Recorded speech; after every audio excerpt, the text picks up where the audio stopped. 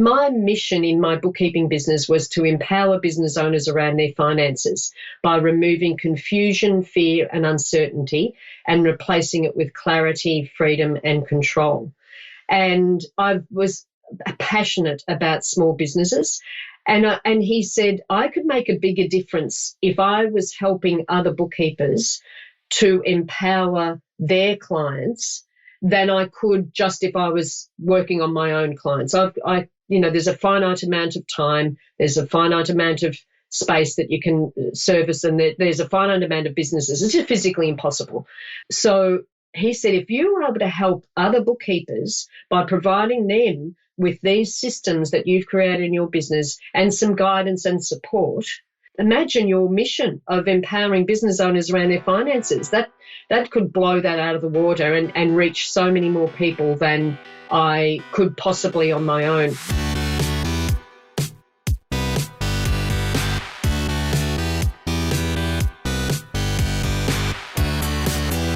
You're listening to The Successful Bookkeeper with your host, Michael Palmer. Listen each week as inspiring guests share their secrets of success to help you increase your confidence, work smarter, and build a business you love.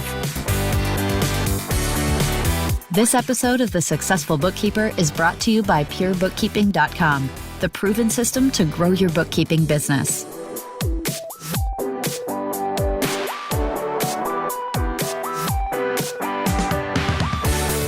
Welcome back to the Successful Bookkeeper Podcast. I am your host, Michael Palmer. And oh my goodness, it is our 200th episode. I cannot believe it, and yet I can believe it. And as a result, today's show is going to be a special one and a historic one. Our returning guest is the co-founder of Pure Bookkeeping and the co-author of the E-Myth Bookkeeper. She is also the subject of my book, The Successful Bookkeeper. Debbie Roberts, welcome back to the podcast. Oh, thank you, Michael. It's so exciting, and congratulations. The 200th episode. That's awesome. I know, and it's thank you. And it all started with you, Debbie, way back on the very first episode, interviewing you. And the podcast was really imagined out of the book, writing the book, and then creating the podcast. And it's amazing what it has become and how much, how many people have been involved, and the people that we've been able to interact with along the way, and this community that we've built. So it's been a ton of fun. And so thank you for being the inspiration of this podcast. My pleasure. My absolute pleasure. Yes. And we've got some other surprise announcements as well in this podcast. It's not only the anniversary of the 200th episode of the Successful Bookkeeper podcast, but it's also the company you co-founded, Pure Bookkeeping's 10th year anniversary this month, correct? It is. And you said you were amazed at 200 episodes. I'm amazed that it's 10 years. It's really, it's gone in a flash as it does. And I am so proud of what we've achieved in the last 10 years. I'm honoured to be part of this journey of Pure Bookkeeping and all our licensees. Yes, it is. And it's going to be a conversation of that journey today, and also a few little fun facts and just really acknowledging journeys, right? I think that's going to be the theme of this episode. And here's a fun fact. When I first started writing the book about your journey as a bookkeeper and becoming the Successful Bookkeeper, I actually had a different working title for the book. It was actually going to be called The Wealthy Bookkeeper. And I told you the title, and you're like, I don't know. I don't think I resonate with that title. And I said, well, what could we call it? And you said, I think it should be called The Successful Bookkeeper. And so the rest is history, which is amazing. And also, you had your fingerprints literally all over the book because you were one of the people who proofed the book and read it and get feedback. I mean, I think I rewrote it like 800 times before it was ready to go. So thank you as well for that. And the feedback on that book has been amazing. I'm always surprised when people send me an email or a note saying how much they liked the book. And I'm like, really? You liked it? I mean, it's after almost probably 3 or 4 years the book's been out, I still question the book and its value and all that good stuff. I guess that's my own personal stuff. But every time someone does say that, I think of you and I think all the hard work by you, other members of the team that helped put it all together. So it's amazing how, people often will look at people or look at something and say, oh, look, that's successful. And we often don't think about all the many people that were involved to actually have that project or, a career or a business be successful. And so maybe that's a good segue into talking a little bit about where it all started for you in your bookkeeping business when you started out as a bookkeeping business owner. What was that like and who was involved? Oh, look, absolutely. I had initially, it was my close friends that were pushing me out the door, so to speak, because I've been an employee for so long, employee bookkeeper, and they said, you should start your own bookkeeping business. And like most bookkeepers starting out, I didn't have confidence and didn't know where to start. But look, I really started by word of mouth referrals, and within 12 to 18 months, the available time that I had, because I had 3 school-age children, so the available time that I had in my week, which was nights and weekends, was full up. And then I met, a friend also said, you should go to networking meetings. They're supposed to be, that's where you find business. And I was so naive about business and all of that and how you start and where you go and how you grow your business that I didn't really even know what you did at a networking meeting. So I went along and met Peter Cook at one of the meetings. And that was one of those pivotal moments. Had I not met Peter, I don't know where I would be right now, actually. I'm pretty sure I wouldn't be where we are now. I'm fairly certain Pure Bookkeeping wouldn't have been born. I didn't have a vision for that. All I saw was I wanted to grow my business to support my family. And Peter took me on a journey that I could not possibly have imagined. And I give him enormous credit for where we are now, where I am now, the growth and learning that I've done over the last 20 years. We've basically been working together for 20 years. That sounds crazy. And the first 10 years in my business and the last 10 years in my bookkeeping business, the first 10 years and the last 10 years with Pure Bookkeeping. So without him, and of course, along the way, you said, who else supports you? And the way in my business, of course, my bookkeeping business, it was gradually I put on more and more bookkeepers. Without their support and without their loyalty and their dedication and hard work, and, I wouldn't have achieved the success that I did in my bookkeeping business. And now with Pure Bookkeeping, we've got a fabulous team globally of people that are in the customer support area. They're in the business development area. We've got a production team. It's just, it blows me away. It's just I'm so thrilled to be part of this. Really remarkable. I mean, when you first started out your business, to think that you would have created a business that employed all these people working together to help thousands of bookkeepers all around the world grow their business. And so very, very interesting. There was a really key point, and Peter was a critical person at that stage of your business, and an amazing coach, a mentor, and a brilliant business mind, and also really swell person for sure. But as well, one of the things that he talked about initially that I'll never forget when you told me your story was, what would it be like to get everything that was in your head out of your head onto paper, documented, so that other people could do the work as good or better than you to give you freedom from the business.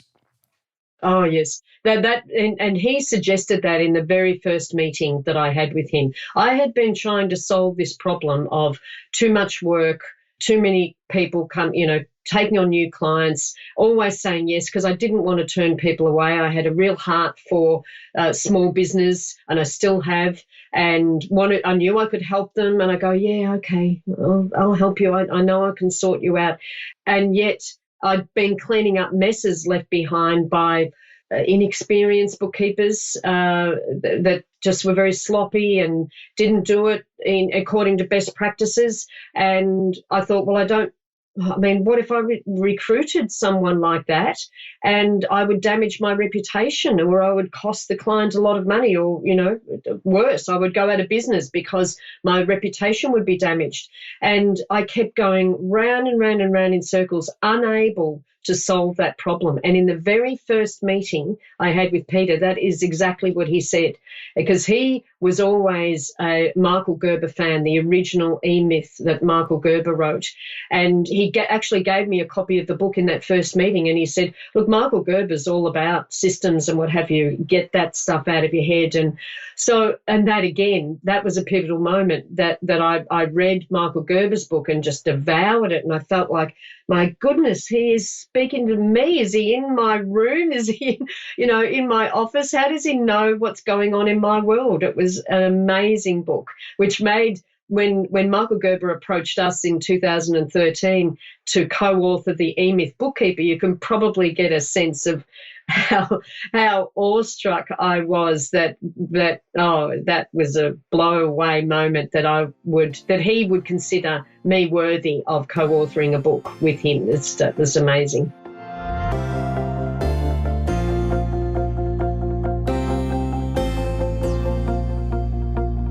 It is a remarkable story. I mean, those were literally the pivot conversation with Peter Cook that led to the conversation of systems and yes, the world's probably topmost leader on small businesses and building systems in small businesses, Michael E. Gerber. And then you ended up writing a book with him. I mean, it's fabulous. And I want to just take a pause in this story to actually acknowledge dreams and visions. There's people out there, and probably even yourself, that, can't imagine doing something. And yet when you set your mind to it, when you have the right vision, when you have commitment and conviction for something, magical things can happen. Maybe say a little bit about how that showed up in your life throughout your journey.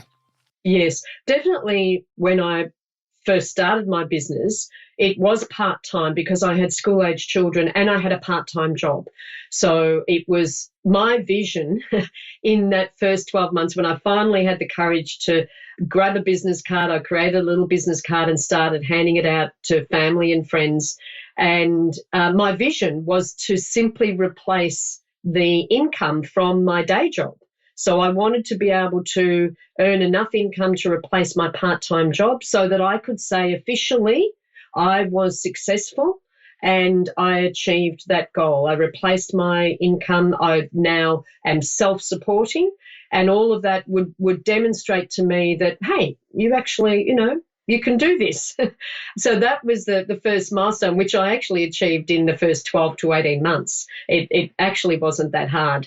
But then I met Peter Cook after that, and he said, what's your vision? And we started working on vision. I thought, oh, really, next 10 years, how do you look 10 years ahead and what have you? And by the way, for people who are not in your 20s or not in your 30s, I encourage you, it doesn't matter what age you are. I was 42 when I actually started my bookkeeping business. So it doesn't matter what age. This creating your vision is for every person. And when I was 42 and started working with Peter Cook, I started to think about really what is the really big one? Let's forget about replacing your daytime income of your part-time job. In a perfect world, what is the biggie? And the biggie for me was when I really thought deeply about it, and that's the crux of it. You've got to spend time to think and allow yourself to explore just anything. Anything, just open your mind. There's no naysayers. Don't say, oh, don't be silly, you can't do that. And my big one was to replace my husband's income because he was in a stressful job and he didn't particularly like it and got more and more stressful as the years progressed. And I thought, I love what I do. I love empowering business owners. I love all of that. I'd be happy to keep doing that for a long time. He doesn't like what he does. That let's just swap jobs. He's been the breadwinner for the first part of our lives, and I'm happy to take over. And I thought, well, when would be a reasonable time for that? And I thought, well, okay, let's just pluck out a number, let's say 10 years. So that was my big 10-year vision. But what I didn't realize at the time when I created that vision, how powerful that was for when every single roadblock, every time I fell over, every mistake I made, I would be thinking, why on earth am I putting myself through this? Let's quit. Let's just go and get a job somewhere. And then I thought about, well, okay, Deb, if you've got a job, would you be able to achieve that vision of replacing Neil's income? And the maths just didn't work out. I knew that, getting a job would mean that's just one income. I needed to create two incomes. So I then said, okay, dust yourself off, pick yourself up, and this vision is the reason why you're doing it. And it's more than just money. So my vision, if you noticed, was not, I want to make this X amount of dollars I needed to make that amount, but I didn't focus on the money. I focused on how it would make our life, what it would make our life like. How would it make my husband feel? That was powerful. And if I didn't have that vision, or if I gave up on that vision, that means I'm giving up on him. And that was not going to happen. It really is a fantastic story, a fantastic example of how powerful mindset is. And I was just listening to, actually it was a song this morning, which was talking about how if you want to create something or have something in the world, the number one thing, or be successful, the number one thing is to pay attention to what you're thinking about, because where your focus goes, energy flows. And so it's amazing how even that, listening to that song this morning and then having this conversation and really being an incredibly powerful vision that you created that is still working, 10, 15 years later and impacting things you can't even imagine.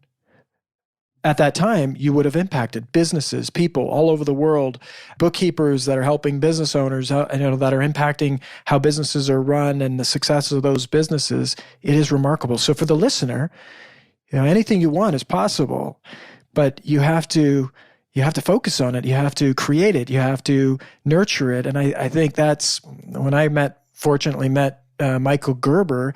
He said, he heard your story, and he said, the person who held Debbie and held the space for the vision, it was a remarkable coach that would have done that. And I think that's what attracted Michael to the both of you, is that you're remarkable people and you did something remarkable to go through everything that you had to go through. You kept going, and that there shows determination, but it was created by your vision for the future. Absolutely. And one thing I would say when you do spend time on your vision is don't think about, well, how am I going to do that? So that it's a very common thing for bookkeepers to go down into the weeds, if you like.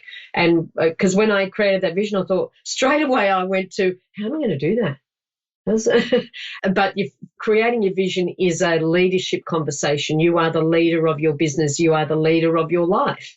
And it's not about how are you going to achieve it. It's just the fact that you are creating that vision, and to just be at peace with that, and just not try to go down into, at this point in time, not down into the weeds of how and where's and the why fors of it. Absolutely. Love that. Now, you met Peter, you worked on your business for about 6 years. You briefly mentioned the challenges and tribulations of building this business, and eventually had 12 bookkeepers working for you, charging great rates, doing great work with business owners, and having freedom to do the things that you wanted to do. You were able to be the sole surpass your husband Neil's income and be able to help him retire earlier. So all these amazing things happened. And then tell about the story how pure bookkeeping was actually envisioned? Yes, that's a little bit of a funny story, because I was having a coaching session with Pete. It was in 2009, and the systems were pretty well honed by then. It took me that 6, 7, like it was the 10 years, if you like, of constantly creating and reimagining the systems and rewriting them, and someone would make a mistake, so I'd update that, and then so I was honing the systems over 7 or 8 years. And in 2009, Pete said, well, I was having a coaching session in his office, and there's a whiteboard on the wall, and he was saying that the systems that I had, or he suggested that the systems that I created in my business were the best in the industry. And I went, yeah, look, I don't know. I mean, I actually felt like I was, to be honest, I guess a bit hard on myself, that I must be the only one going through this kind of pain. I don't know why I am, but I felt like everyone else had the answer, and I was the one that needed to create these systems for, whatever reason. And why would anyone else be interested in the systems that I created for my own business? And then he did say one thing that resonated with me and made me pause and think about what might be possible. And because I've been working with him for a number of years, I, was used to Pete helping me expand my vision all the time, and always taking me out of my comfort zone as well.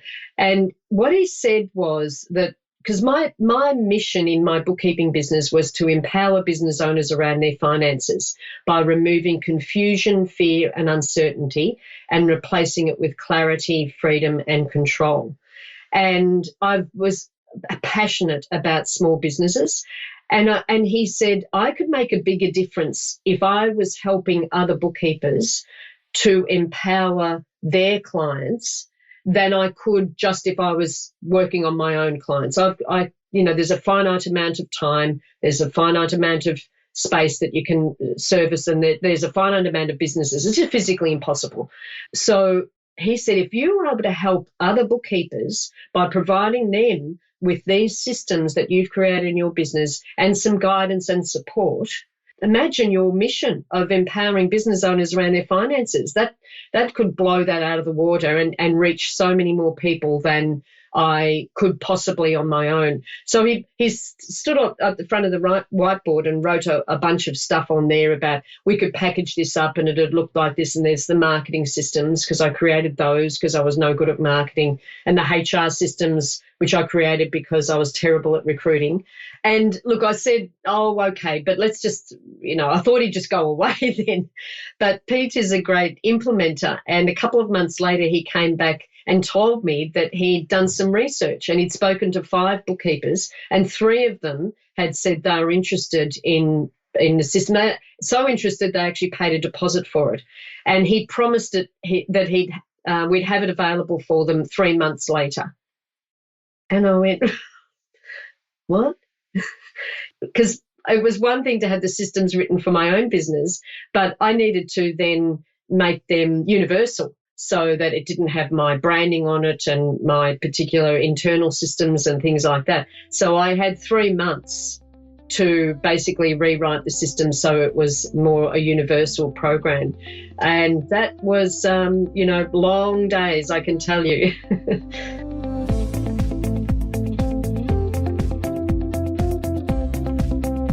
Amazing. And in hearing the story, I could just see you there. It's such a shift from building your own business to now all of a sudden being someone who's building really the business structure and internal workings of so many other businesses.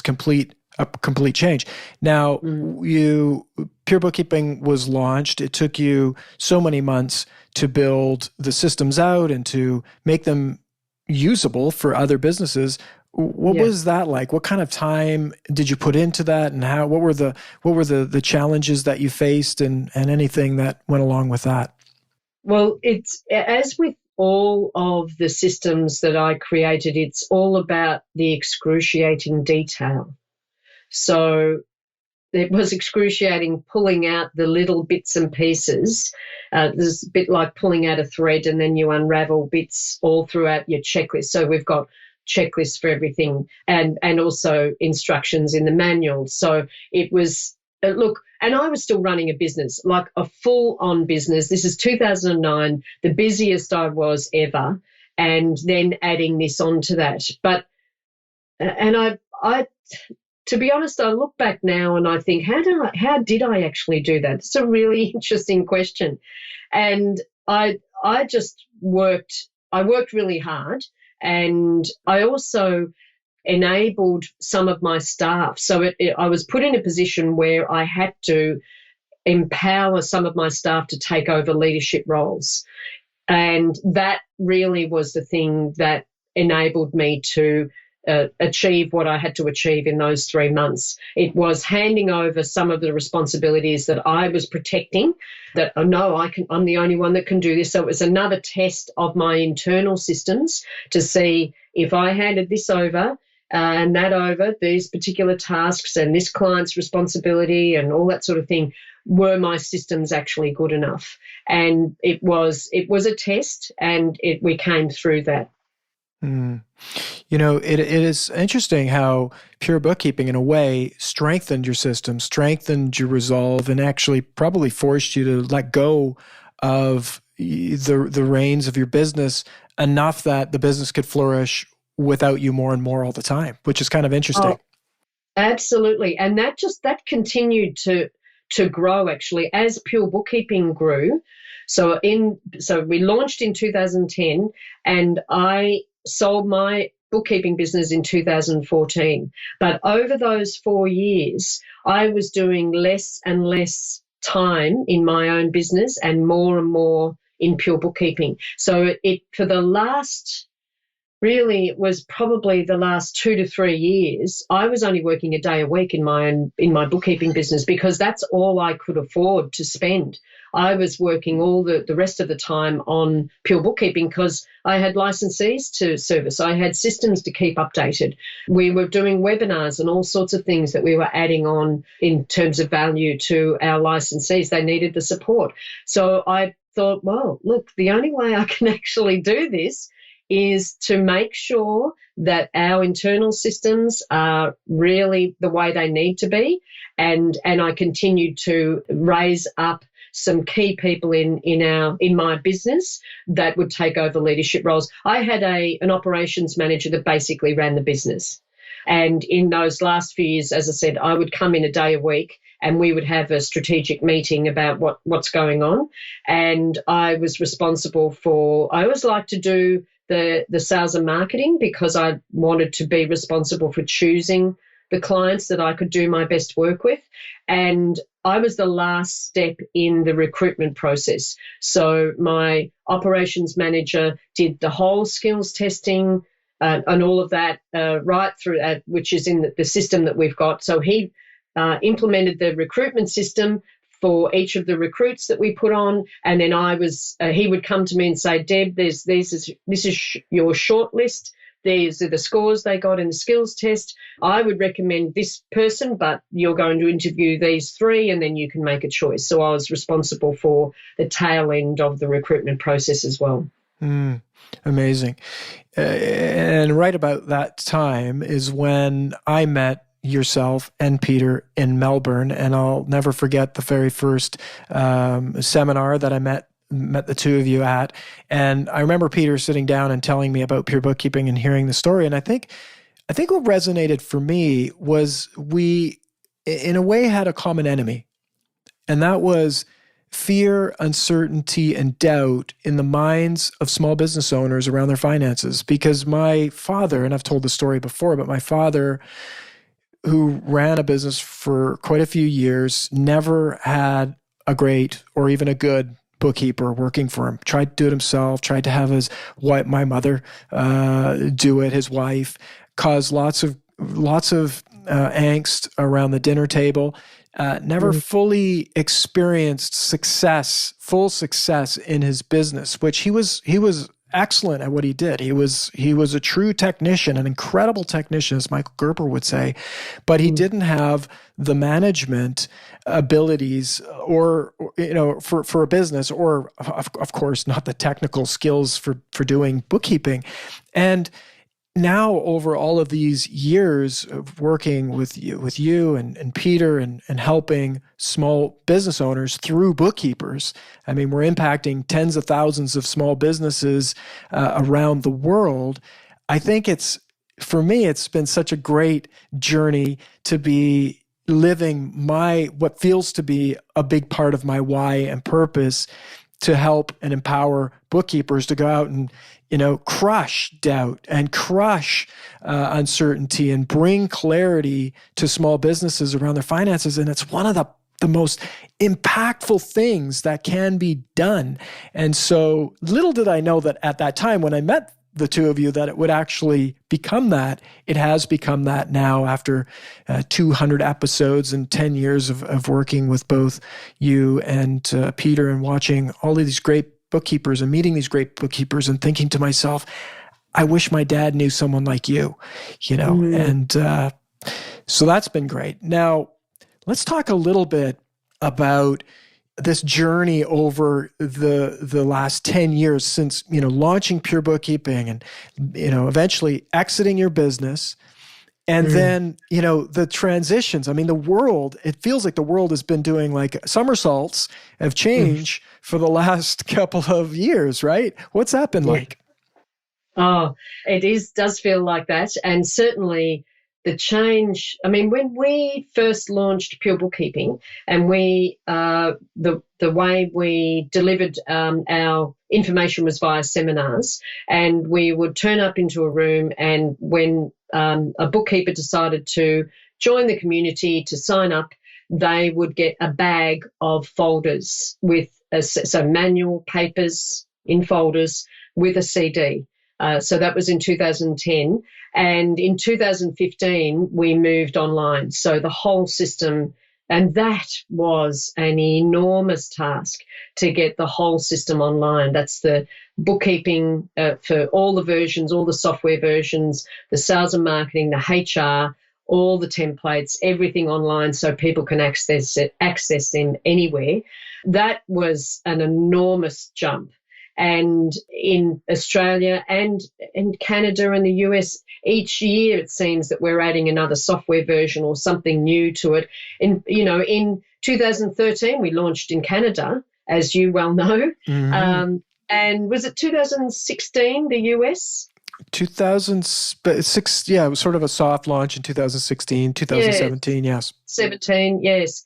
The other thing that has been happening is as the community grows, the support grows as well.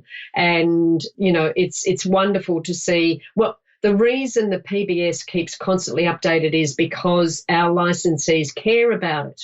They actually care about the system. They care about each other, but they care about the system. And they give us honest feedback around suggestions about how to improve it.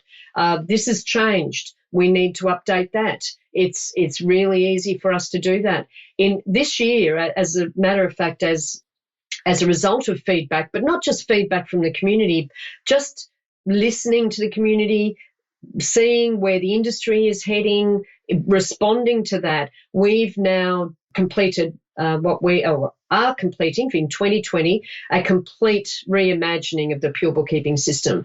And that project is as big as when we first put everything online in 2015. So we're really excited about this project. It will be rolled out globally in 2020. We've already started the rollout in Australia. Canada and the US will be following soon as well. So you have to keep responding. I think that's why Pure Bookkeeping keeps changing, is successful, is because licensees see that when they make a suggestion, we actually do something about it. It's the amount of times you see in other forums and things like that people are complaining about the same thing and the people in control are not doing anything about it. You make a suggestion, we make the change. It's like you've outsourced your systems. So you don't need to worry about changing something. If something changes in legislation, if something changes in the software, and that's changing all the time, then our licensees let us know about that in really constructive, caring ways, saying, oh, there's a typo in this, or this report is now, you find that over here. We go and change it. We respond very quickly to the change, and that to me is what pure bookkeeping is all about. You've got to be able to use, people are using the word pivot a lot lately, and that's what pure bookkeeping is doing constantly. And that's why we need a production team. We've got a production team for North America. We've got a production team in Australia. It's way bigger than me now. I'm sure that we wouldn't have a system the way it is. And I wouldn't be of good health and sound mind if we didn't have our fabulous team of in production and customer support.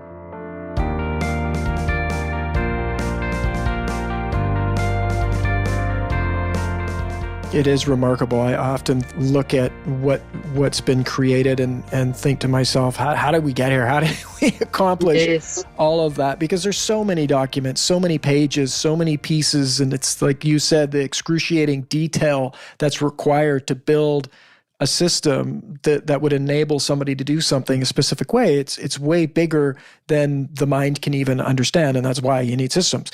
But what you mentioned, the community, what's remarkable is seeing the business grow and being part of that growth is like, as our listeners growing their business, the needs of the business change with every growth of the business. Like, the business is one size, then it needs something new when it's another size. And what's remarkable is the team that comes together, and the bigger you get, the more amazing people that you meet and that begin to contribute. And so you've worked with hundreds, if not thousands, really, of bookkeepers, that have contributed to the system, that bring ideas, fresh ideas, different aspects of being able to look at something. What's that been like? Oh, it's a relief that it's not just me. I couldn't do it. I couldn't do this on my own. It's because of the support of the community, because they care, that they are contributing. Like, they care about me as well. They care about my well-being. I really feel like I'm with my friends, and we're in this together, and we're supporting each other. And that's one of the things I am most proud of, is our supportive community, that there's like-minded bookkeepers who are part of this tribe, who are all on this journey together to empower business owners around their finances and to grow a successful business, whatever that means to them. It's really is one of the things that I am most proud of, and humbled by, I guess it would be the right word to use. I'm really humbled by their care and the way they contribute. It's just fabulous. It is remarkable, and I think something becomes of the creator, right? You created it, you set the culture, then the culture grew, and other people show up that have like minds. And so it is very refreshing to work inside of a community that's thousands of people large, and it's not a toxic conversation. It's not a blame conversation. It's not a cut someone down type of culture.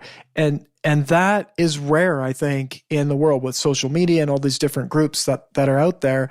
That was another key thing along the journey that I always remember you saying, is that there's going to be no bullying, there's going to be no toxicity, there's going to be positivity and constructive solutions to everything. And it's amazing how, with just that vision, with that conviction and commitment to doing that, because you had bad experiences in other groups along your journey of them not being supportive. And why have a community that's not supportive? I mean, it doesn't even make any sense.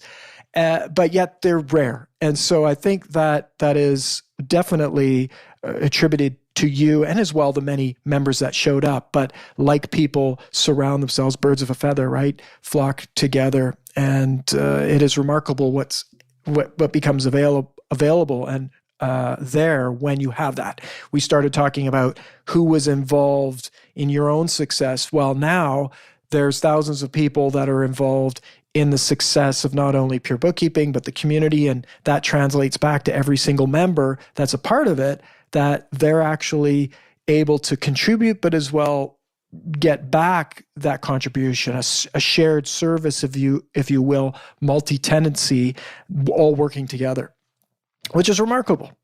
Yeah, it is. It is remarkable, and you're right. I have been at the brunt of some unkind remarks on other social media pages. It's unfortunately seems to be standard practice, and I made a promise to myself that was not going to happen. This was not negotiable. These are our core values, and this is what we stand for, and we are going to be respectful. But it wasn't like I came in with a big stick. I just said, hey, this is how we do business here in our community. So if you want to do business some other way, then go somewhere else. But in our community, we are respectful. We can be honest and we can be open, but we do it with respect and we do it with understanding and empathy. So many other social media platforms that the admins spend, basically full time deleting posts and banning people and doing all sorts of things. There has not been one post in our community globally, North America and Australia, that we have had to delete or speak to someone because that was inappropriate or anything like that. It's so, I don't know, I guess that's part of the tribe. It's so united. It's actually easy. People get what we are on about. They get our values and they want to be part of this supportive community. They want to feel safe. They want to feel nurtured. And when you feel like that, you give all of that. You give your nurturing and your support to other people. It fills my heart with joy. Yeah, it is. It's remarkable and very much and enjoyable to be a part of. Now, apps. How many apps were there when you were running your business, Deb? Oh my goodness, none. the cloud software, maybe a Word document. We had the cloud software. Sorry, accounting software. You had your accounting software. I misspoke. Software. You had your accounting software. Yes. You had maybe an Excel spreadsheet. Yeah, Excel. Excel. Yeah, and paper, right? And the world has changed. How has Pure Bookkeeping dealt with that change? We've embraced it. At first, because I didn't run my business, there weren't the apps. And towards the end of my business, I was using a CRM, but it was so clunky. It's nothing like what you get now. But so I've kind of gone a little bit tentatively myself towards apps, but I get caught along with the enthusiasm of our licensees. And also we have one of our licensees is actually responsible for the standard operating procedures. We've got over 60 standard operating procedures for over 60 apps on our PB Central where our licensees go that they can actually look up and see what's the best practice when running all these apps. I embrace all of this change. We have to embrace all this change. We want to make it easier for bookkeepers to run their businesses. Now, I spoke earlier about I had a full-time operations manager paying him 60,000 Australian dollars a year to run my business. Now, you can basically do that with how much does it cost for the workflow management? I don't know, a couple of $1,000 a year or something for a workflow management software that he was my workflow management app. he was the one, we had an Excel spreadsheet so we knew what was being done when and when the paperwork came in or came online and all that sort of thing. So I actually am excited about the possibilities for bookkeepers in this time, because I actually believe with all the success that I achieved, I believe it's possible that a bookkeeper now can grow, if they want, can grow a larger business more quickly and be more profitable than I was in my business because of the apps and the technology that's available to you. It is a remarkable era for small business with the amount of technology that's available and the need that is there. That's the other thing that it just always blows me away. There's so many small business owners out there. There's such a need for the skills of someone like yourself, a great bookkeeper. So many business owners need this, and there's only more things coming, more regulation, more government change, more apps, more challenges that bookkeepers will be at the forefront of solutions for that and being really the shepherds of the finances for small business owners. So the opportunity is great and the tools that are available are remarkable. It just takes someone's vision, commitment, desire to put it all together to have the business that they want to have, whether it's a big business, a profitable, whatever size business you want to have. That's up to you, listener, to decide what that is and commit to it. Absolutely. And that's why, going back to when you said the name of the book, The Successful Bookkeeper, success for everyone is different and it's unique to you. So I felt that resonated with me. Whatever success is for you, if you are a parent and are working around your children and want to grow this size business and you achieve that, then that is success for you. It doesn't mean that you have to grow $1 million business. We want you to be successful in whatever that means for you. And Debbie, you are the successful bookkeeper, and listener, you are the successful bookkeeper. And that's what makes being in this industry so great and so fun to be the host of this podcast, be involved with Pure Bookkeeping with you, Debbie, over all these years and many more to come. But it is that we get to help and enable our listeners, the people right now, you listener, listening, be successful, whatever that looks like for you, and to help you and guide you and to figure out what it is that you need and to help build that and make it happen faster, better, and have a heck of a lot more fun doing it. So Debbie, thank you for everything you've done for small business bookkeepers, and will continue to do. And listener, thank you for being a part of this journey up to 200 episodes. It's remarkable. And remember, the work that you do is very honorable. It matters. It's needed. So use that as wind in your sails to get out there and reach out to those small business owners. Shake their hands, say hello, and say, who's doing your bookkeeping? How can I help you? What are the challenges that you need solved in your business? Because you do that, you're going to help someone like my dad who really does need it, maybe doesn't have the courage to say that they do need it. It's your job to find those people and call it out, make them feel comfortable, and then start empowering them around their finances. Debbie, anything that you'd like to say to end this episode? I just feel honoured to have been part of this journey, and I am so excited about the next 10 years. I mean, to think about what we've achieved in the last 10 years and how we've helped so many bookkeepers globally, I'm so excited about our future and expanding what we do and reaching more people and empowering you guys so that you can go out and empower your clients around their finances. Beautiful. Well, thank you, Debbie, for being on the 200th episode of the Successful Bookkeeper Podcast. My pleasure, Michael. Thank you for having me.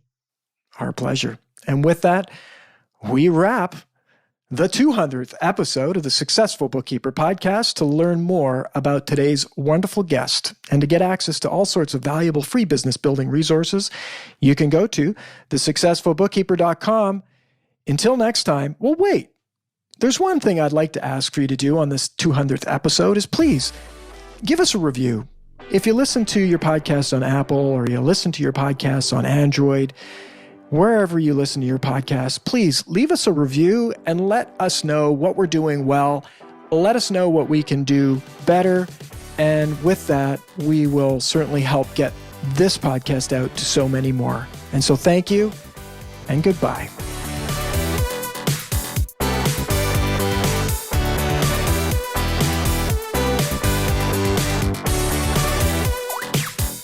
You've been listening to The Successful Bookkeeper with Michael Palmer. For more information and to download the resources mentioned in this episode, please visit us at thesuccessfulbookkeeper.com. Thank you for listening.